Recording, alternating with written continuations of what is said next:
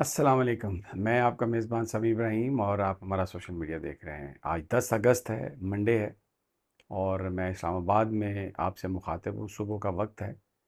बादल आज भी नज़र आ रहे हैं, कल भी थे, परसों भी थे, पिछले कई दिनों से हैं और बारिश का सिलसिला जारी है। खबरें 3-4 बड़ी अहम हैं। ये मेरा कैमरा थोड़ा-सा शेक हो रहा होगा, मेरे पास स्टैंड नहीं है, मैंने अपने हाथ से पकड़ा है कैमरे को, तो प्लीज़ माइंड मत कीजिएगा। लेकिन चीज़ें इम्पोर्टेंट हैं, वो आपसे बात करना बहुत ज़रूरी है। एक तो कराची में जो मीर रज़ा का जो कत्ल है, वो उसकी एक अहमियत बढ़ गई है बिकॉज़ ये हमारे पूरे निज़ाम की जो ख़राबियाँ हैं, जो हमारे गवर्नेंस के इश्यूज़ हैं और ताकतवर लोग जिस तरह मामलात पर हावी हैं, ये उसका इज़हार है बुनियादी तौर पर। ये सारी कहानी जो है ये किसी बड़े आदमी के गिर्द घूमती है और ये कत्ल एक नौजवान का एक नौजवान बिजनेसमैन का इस बात का बिल्कुल गम्माज़ी करता है कि पाकिस्तान के हालात क्या हैं और इसकी मैं तफसील आपको बताऊंगा और इसके साथ अगर आप जोड़ लें पंजाब में एक्स्ट्रा जुडिशल किलिंग्स कि किस तरीके से सीसीडी ने लोगों को मारा है और मार रहे हैं और फिर जिन्होंने मारा है उनको तमगे दिए जा रहे हैं, तो ये बड़ा एक संगीन मसला है। इलेक्शन में आज पूंछ डिवीज़न में होना था लेकिन पूरे पूंछ डिवीज़न में इलेक्शन नहीं करवाए जा सके इसलिए कि हालात काबू में नहीं है। तो अब यानी 3 मरहलों में ये इलेक्शन होने थे। पहला मरहला था मीरपुर डिवीज़न, दूसरा मुज़फ़्फ़राबाद और तीसरा पुंछ। अब पुंछ को भी डिवाइड करके तो 3-4 सीटों का मेरे ख़्याल में इलेक्शन हो रहा है। तो क्लियर एक नाकामी है लॉ इन्फोर्समेंट की और वो जो एक है कि जी रिट कायम करनी है, तो ये एक छोटे से इलाके के लोग इनका काबू नहीं आए और एक फेलियर है और बेसिकली इसकी वजह इनकी कजफहमी है क्योंकि वहाँ पर एहतजाज है, लाखों लोग सड़कों पर हैं, हलाकतें दर्जनों हलाकतें हुई हैं, लेकिन और अब ग़ज़ाई किल्लत है। मैं बात कर रहा था कल एक दोस्त से, वो बता रहा था कि वो जो एंट्री पॉइंट पर सारे ट्रक इन्होंने रोक दिए हैं और शदीद ग़ज़ाई किल्लत पैदा हो गई है वहाँ पर, लेकिन कोई पुरसान हाल नहीं है। बस एक फ़ैसला हो गया, बस जी अब यही होना है। तो ये एक अजीब सूरत हाल है। फिर कल इस्लामाबाद में रात को आतिशबाज़ी हो रही थी। कौन सा मार्का मारा है हमने जो आतिशबाज़ी हो रही थी कि जी वो सऊदी अरब और तुर्किया और पाकिस्तान जो हैं उनके आपस में डिफेंस पैक्ट हो गया। और आज मैंने अलामा बल्कि मुल्ला अंसार अब्बासी की जो देखी है स्टोरी कि वो पता नहीं, मैं तो एक ख्वाब यकीन आ गया, मैं तो सोचता था मरने से पहले ऐसा कुछ नहीं होगा। क्या हुआ भाई? आतिशबाज़ी जद्दा में नहीं हुई, आतिशबाज़ी इस्तांबुल में नहीं हुई, ये इन्होंने यहाँ पर की है। क्यों? ये खुशामद कर रहे हैं। कोई बात हो आप इनकी गुफ्तगू उठा के देख लें, कहाँ से शुरू होती है, कहाँ ख़त्म होती है, खुशामद। और बस क्या मैं उससे अर्ज़ करूँ कि हर चीज़ में खुशामद, इतनी खुशामद। ये जो पीस एग्रीमेंट है, ये जो डिफेंस एग्रीमेंट है, ये आलम इस्लाम का एग्रीमेंट है। ज़रा थोड़ा गौर से आप देखें।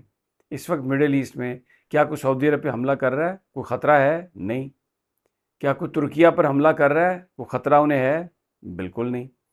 पाकिस्तान पर इंडिया ने हमला करना है, पहले भी हमला किया था, तो सऊदी अरब कौन सा पाकिस्तान के साथ खड़ा हुआ था कि मतलब वो तो आ गए थे सुलह का पैगाम लेके।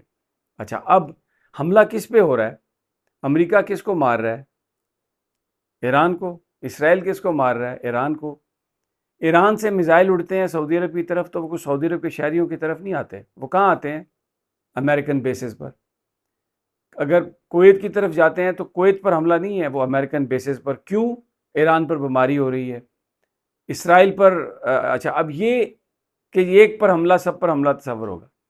अब अगर आप ईरान अगर ये सारे गल्फ़ ममालिक सऊदी ईरान के मुकाबले में अमेरिका को, यूरोप को सपोर्ट कर रहे हैं, अपने अड्डे दे रहे हैं, अपनी सरजमीन दे रहे हैं, तो ये कोई इन पर हमला है? वो तो ईरानियन बार बार कह रहे हैं कि ये उन इंस्टॉलेशंस पर हमला है जो अमेरिका की हैं। अब मेरा एक सवाल है, ज़रा पाकिस्तान करे ना ईरान को शामिल इस मुआहदे में कि ईरान पर हमला भी हम सब पर हमला होगा। फिर अमेरिका कर रहा है, ये नोबेल पीस प्राइज़ मांग रहे हैं डोनाल्ड ट्रंप के लिए।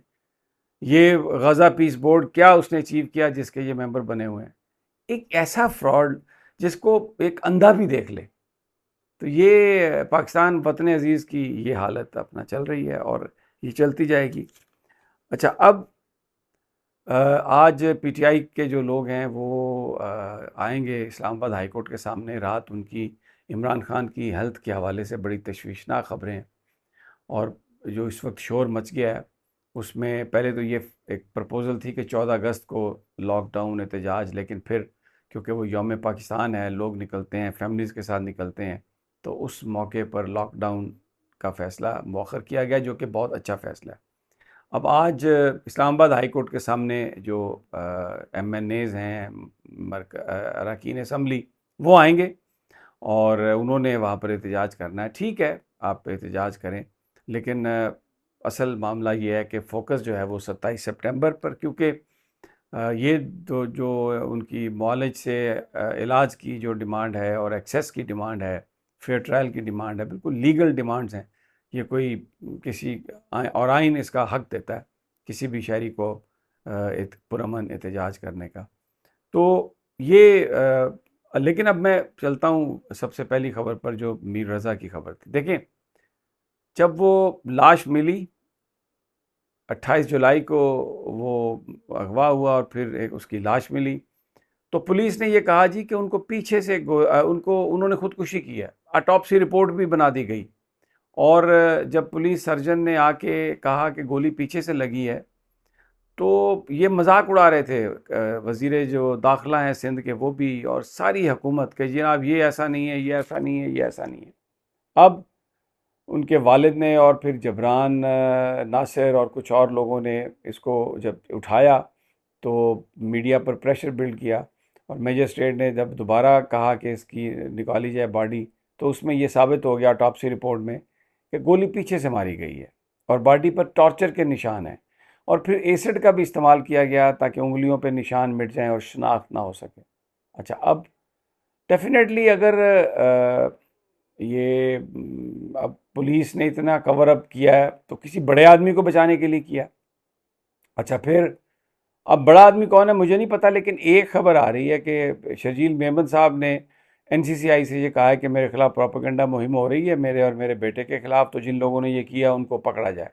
तो इसका मतलब ये है कि इसमें कहीं ना कहीं इल्ज़ाम ज़रूर है शर्जील मेमन साहब पर।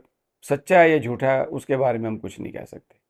अच्छा, अब ये कहते हैं सिंध हुकूमत ने एक कवर अप करने के लिए जुडिशल कमीशन बनवाया जाएगा जी, और लेटर लिखा जा रहा है चीफ जस्टिस को। अब यहाँ पर वो मामला है जो इस वक्त जरदारी साहब की लड़ाई है, आपको समझ आ जाएगी कि जुडिशल कमीशन में तकर्री ली, पार्लिमानी कमेटी को ताकतवर बनाया, और अब जजेस अपॉइंट करती हैं सियासी जमातें। और जरदारी साहब का झगड़ा ये है कि इधर मेरे जज क्यों नहीं लगाया आपने, क्यों अपने जज लगवाने हैं, क्योंकि इस तरह की जो जुडिशल इंक्वायरीज़ हैं वो वही जज करेंगे ना जो उनके नॉमिनेटेड हैं। ये बेसिकली गोरख धंधा है। ये जो आइनी तरमीम थी ये भी यही, ये सब निज़ाम बड़ा आदमी अपने ताबे करने के लिए। ये क्लासिक एग्जांपल मैं आपको दे रहा हूँ मीर रज़ा का जो मुकदमा है, कि अब जुडिशल कमीशन बनाया जाएगा और फिर वो चीफ जस्टिस भी अपने ही होंगे, तो किसको फिर जज को कहा जाएगा, और वो जज किसका होगा, फिर वहाँ से ठप्पा लग जाएगा कि जनाब नहीं, ये तो बिल्कुल ऐसे ही है। ये है गरीब आदमी की कहानी पाकिस्तान में, और इस तरीके से वो ख्वार हो रहा है। अगली वीडियो तक इजाज़त दीजिए। अल्लाह ने के पान।